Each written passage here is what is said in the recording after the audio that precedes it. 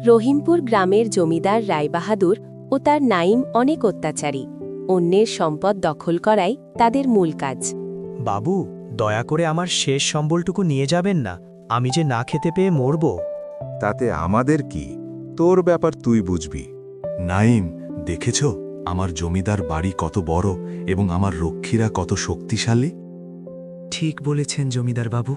কবে 100 টাকা ধার নিয়েছিলাম, কতবার বললাম জমিদার মশাই আমার শেষ সম্বলটুকু নিয়ে যাবেন না, কিন্তু শুনল না।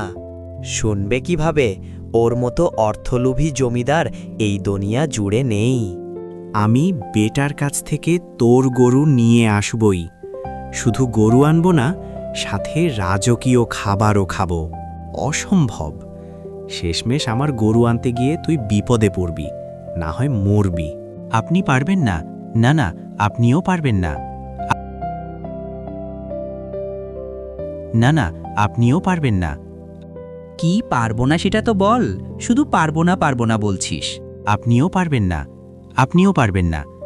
মহাজন চললেন কোথায়? আপনি বললে একটু এগিয়ে দিতে পারি। কোথায় বলুন? আমি যেখানে যেতে পারবো তোরা সেখানে যেতে পারবি না। কোথায় বলুন? যদি পারি তাহলে আপনাকে আমার বন্ধুর গরু ফেরত দিতে হবে, আর যদি না পারি তাহলে আপনি যেটা বলবেন সেটাই করব। জমিদার বাড়ি, সেখানে তো তোদের কেউ পাত্তাও দিবে না। শুধু সেখানে যাবই না, সেখানে গিয়ে রাজকীয় খাবারও খাবো। থাক ভাই, যাস না সেখানে।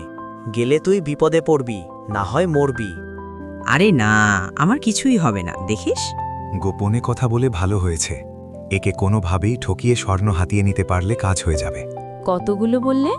1 কেজি স্বর্ণের তো অনেক দাম।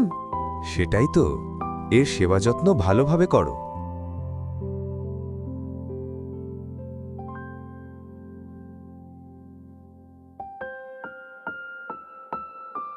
জমিদার মশাই, জীবনে এমন ভালো খাবার কখনো খাইনি। কিন্তু জমিদার সাহেব, ওই সোনার ব্যাপারটা।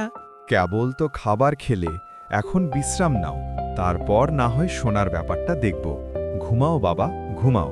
সে ঘুম থেকে উঠে দেখে জমিদার ও তার স্ত্রী সোনার লোভে সারা রাত না ঘুমিয়ে দাঁড়িয়ে আছে। বাবা, কতগুলো সোনার কথা বলেছিলে? আমার গরুর নাম সোনা, সে প্রতিদিন 1 কেজি করে গোবর দেয়। তাই আপনাকে জিজ্ঞেস করলাম, যদি গোবরের বদলে 1 কেজি করে সোনা দিত তাহলে কত টাকা হতো? আমার টাকায় খেলো, আমার পয়সায় থাকলো, আমার খাটে ঘুমালো, আর আমাকে গোবরকে সোনা দেখিয়ে বেরো, ঘর থেকে বেরো, না হলে তোর গর্দান নেব।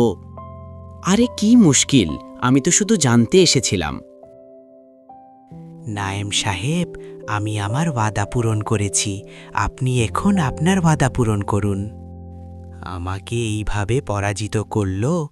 কয়েকদিন হলো গরুটা নিয়ে আসলাম, এখন তো আমাকেই গরুটা ফিরিয়ে দিতে হবে।